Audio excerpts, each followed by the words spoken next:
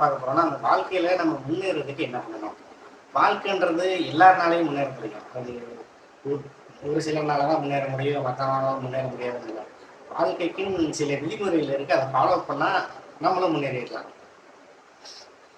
அந்த விதிமுறை என்னன்னா, 1 நம்ம இருக்க இடத்த சுத்தமா வச்சுக்கணும். அது நம்ம இருக்க இடமும் சரி, நம்ம சுற்றுப்புறமும் சரி, சுத்தமா இருக்கணும். ஏன்னா, அத பார்க்கும்போது நமக்கு மனதளவுலயும், நம்ம பார்வையிலயும் நம்ம ஒரு கில்ட் ஆகக்கூடாது. 2வது நமக்கு கிடைச்சிருக்க 24 மணி நேரத்த நம்ம கரெக்ட்டா பயன்படுத்தணும். 3வது நம்ம ஏதாச்சும் கத்துக்கிட்டே இருக்கணும். 4வது நன்றி. வாழ்க்கையில கொஞ்சம் நன்றியோட இருக்கணும். இத பத்தி நம்ம தெளிவா பார்க்கணும். இப்ப நம்ம இருக்க இடத்தையும், நம்ம பார்க்கிறதையும் எதுக்கு நம்ம சுத்தமா வச்சுக்கணும்னா, நம்ம இருக்க இடம் சுத்தமா இருந்தா, நம்ம மனசு ஓரளவுக்கு அமைதியாவும், நம்ம வாழ்க்கையில அடுத்து முன்னேறதுக்காக என்ன பண்றதுன்னு யோசிக்கிறதுக்கான ஒரு டைம் நமக்கு கிடைக்கும். அதே மாரி இருக்க இடத்த சுத்தம் இல்லாம வச்சுக்கிட்டோம்னா, அதுலேருந்து ஒரு பேட் ஸ்மெல் வரும்போது, நம்ம மனதளவுல அது ரொம்ப பாதிக்கும். நமக்கு மட்டும் ஏன்டா இந்த மாரி ஒரு வாழ்க்கை, நம்மளுக்கு ஒரு நல்ல வாழ்க்கையே இல்ல. இந்த மாரி குப்பைக்குள்ள வாழ்றோமேடா! அப்படின்ற மாரி எண்ணங்கள் அதிகமா வரும். இது இல்லாம இருந்தாலே நம்ம வாழ்க்கையில முன்னேறதுக்கான ஒரு படி தாண்டியாச்சு. 2வது நமக்கு கிடைக்கிற 24 மணி நேரத்தையும் நம்ம கரெக்ட்டா பயன்படுத்தணும். நம்ம இப்ப வாழ்க்கையில முன்னேறணும், நம்ம அடுத்த லெவலுக்கு போணும்னு நெனைக்கிறோம். ஆனா, அத நம்ம நெனைக்கிறோமே தவிர, நமக்கு ஒருத்தன் வாழ்க்கையில ஒரு நாளைக்கு 24 மணி நேரம் இருக்கு. அந்த 24 மணி நேரத்துல எத்தன மணி நேரத்த நம்ம வாழ்க்கையில நம்ம முன்னேறதுக்காக, நம்ம லைஃப்ல அடுத்த லெவல் போணும், நம்ம ஏதோ ஒண்ணு பண்ணணும்னு நெனைக்கிறோம். நம்ம வாழ்க்கையில நம்ம முன்னேறதுக்குன்னு ஒரு ஆசை இருக்குல்ல. அந்த ஆசைக்காக அந்த 24 மணி நேரத்துல நம்ம எத்தன நேரம் யூஸ் பண்றோன்ற கணக்கு நம்ம தினம் தினம் போட்டுக்கிட்டே இருக்கணும். ஏன்னா, அப்பதான் நம்ம எந்த இடத்துல இருக்கோம், நம்ம எந்த இடத்துக்கு போணும்னு ஆசைப்படுறோம், அத நோக்கி போய்க்கிட்டு இருக்கோமா இல்லையா?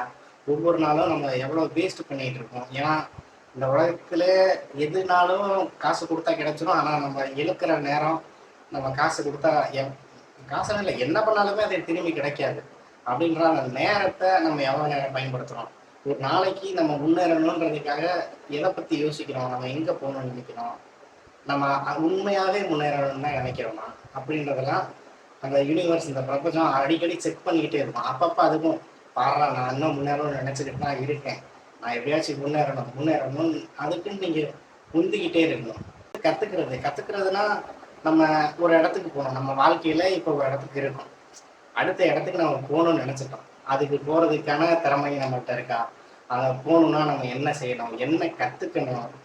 இப்ப நம்ம இப்ப யூடியூப் சேனலே ஆரம்பிக்கிறோம்னா, அது எல்லாராலயும் அது அவ்வளோ சீக்கிரம் பண்ண முடியாது. அப்படி அத ஆரம்பிக்கிறோம்னா, சரி நம்ம வாழ்க்கையில முன்னேறதுக்குன்னு யூடியூப் தான் நம்மளுக்கு ரொம்ப கன்டென்ட் கிரியேஷன் பண்றது தான் புடிச்சிருக்கு அப்படின்னு நீங்க நினைச்சீங்கனாலும், அதுக்காக நீங்க டெய்லி எடுத்து வீடியோ போட்டுக்கிட்டே இருந்தா, அது பார்ப்பாங்களா இல்லையான்னு தெரியாது. ஆனா அதுக்காக நீங்க என்ன கத்துக்கிட்டீங்க?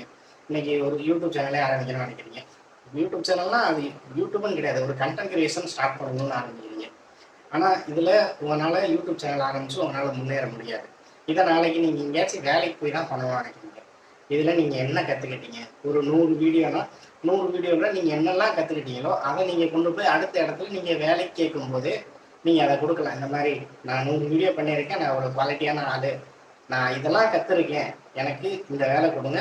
இவ்வளோ சம்பளம் குடுங்கன்றதுல, நீங்க அங்க இருக்கிற ஆளுகளோட அதிகமான சம்பளம் கேட்டாலுமே அங்க குடுக்கணும். குடுக்குற அளவுக்கு நீங்க கத்துக்கணும்.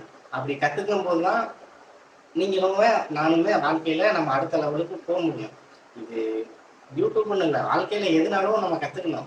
இப்போ ஒரு கவர்மெண்ட் எக்ஸாம் எழுதுறோம்னா, அதுக்கு நம்ம கத்துக்கணும்.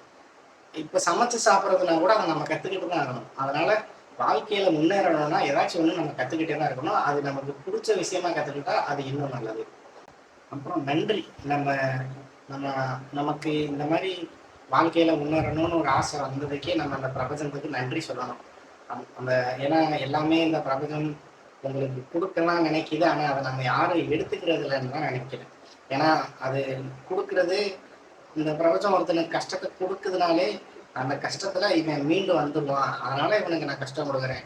இவன் இந்த கஷ்டத்துலருந்து மீண்டு வந்துட்டான்னா, இவன் எந்த இடத்துக்கு போணும்னு நினைக்கிறானோ, அந்த இடத்துக்கு நான் கூட்டு போய் விடுவேன்.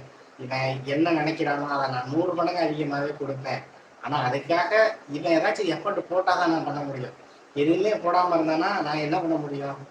அப்படின்றது தான் அந்த பிரபஞ்சமே நம்மள பார்க்கும். அதுக்கேத்த மாரி நம்ம ஒவ்வொரு நாளும் நம்ம ஏதோ ஒரு விதத்துல நன்றி சொல்லணும். நம்ம வீட்ல நல்லா சமைச்சு குடுக்குற அம்மாவுக்கும் நம்ம நன்றி சொல்லலாம். நமக்கு ஒரு புக் ஏதோ ஒரு புக்கு படிக்கிறோம், அப்போ அந்த புக் எழுதுன ஆத்தருக்கு நன்றி சொல்லலாம். இது யாருன்னா அவங்கள்ட்ட நேரில் போய் நம்ம சொல்லணுன்ற அவசியமும் கிடையாது, நம்ம மனசுலயே சொன்னாலே போதும். ஏன்னா பிரபஞ்சம்ன்றது அது அப்படி இப்படிங்கிறாங்க, அது எனக்கு சத்தியமா தெரியாது. என்னைய பொறுத்த வரைக்கும் பிரபஞ்சம்ன்றது நம்ம மனசு. ஏன்னா இந்த உலகத்துல அவங்க முன்னாடி நீ சம்பாதிக்கிறதுன்றத விட நீ வாழ்க்கையில முன்னேறதுக்கான மொத்த சூட்சுமதையும் உன் முன்னாடியே கொண்டு வந்து கொடுத்தாலுமே உன் மனசுதான் முடியுது அதை எடுத்துக்கலாமா வேணாமா அப்படின்னு. உன் மனசு அந்த இடத்துல இல்லை இது வேணாம், இது எடுத்தா நான் முன்னேறவும் மாட்டேன், எனக்கு இதுல முன்னேறணும்னு ஆசையும் இல்லைன்னா அதை அந்த மனசை எடுத்துக்காது. உன் மனசு அதை எடுத்துக்கோ, இதை நீ எடுத்தா நீ முன்னேறிடுவேன்னு தோணுச்சுன்னா அதை அவன் மனசு எடுத்துக்கும். அதனால பிரபஞ்சம்ன்றது உன் மனசு தான். தினம் தினம் உன் மனசுகிட்ட கொஞ்சம் நேரம் பேசணும்.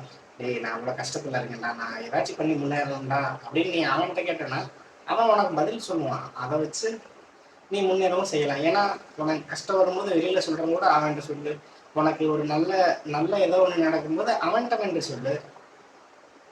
அவன்றது வேற யாரும் இல்லை, இதுதான் உங்க மனசு தான். என்னடா வீடியோ போட்டிருக்கு, நீலாம் எதுவும் முன்னேறிட்டியாடா அப்படின்லாம் கேட்காதீங்க. நானும் இப்போதைக்கு முன்னேறணும்னு நினச்சிக்கிட்டு இருக்கும்போது தான் எனக்கு இதெல்லாம் தோணுச்சு. அதனால தான் இதெல்லாம் ஒரு வீடியோவை போடுறேன். ஏன்னா உங்களுக்கு இவன் முன்னேற மாட்டானான்னு சந்தேகம் இருந்துச்சுன்னா சப்ஸ்கிரைப் பண்ணி வச்சுக்கோங்க. அடுத்த 2 இல்லை 3 வருஷம் அதுக்கப்புறம் பார்ப்போம். ஏன்னா ஒருத்தனுக்கு முன்னேற்றம்ன்றது ஒரு நாள்லேயோ ஒரு வாரத்திலேயோ வராது, அதுக்குன்னு சில காலங்கள் எடுத்துக்கும். அதுக்காக நம்ம கற்றுக்க வேண்டியதும் இருக்கும். அது எல்லாத்தையுமே நம்ம கற்றுக்கிட்டோம்னா நம்மளால முன்னேற முடியும். ஆனால் அதை நம்ம கற்றுக்குறோமா இல்லையா, வாழ்க்கை நமக்கு நிறைய கற்றுக் கொடுக்க ட்ரை பண்ணோம், அதனால் நம்ம புரிஞ்சுக்கிறோமா இல்லையான்றதான் வாழ்க்கையை தவிர வாழ்க்கைக்கு யாரையும் அடைச்சி வைக்காது. வாழ்க்கைனாலே உன் மனசு தான். உன் மனசு உன்னை முன்னேறணும்னு சொல்லிச்சுன்னா நீ முன்னேறதுக்காக என்ன பண்ணணும்னு உன் மனசுகிட்ட கேளு, அதை சொல்லும், அதை பண்ணு, முன்னேற முடியும். கடைசியாக அவன் மனசு உன்னை சப்ஸ்கிரைப் பண்ணுன்னு சொல்லிச்சுன்னா சப்ஸ்கிரைப் பண்ணுங்க.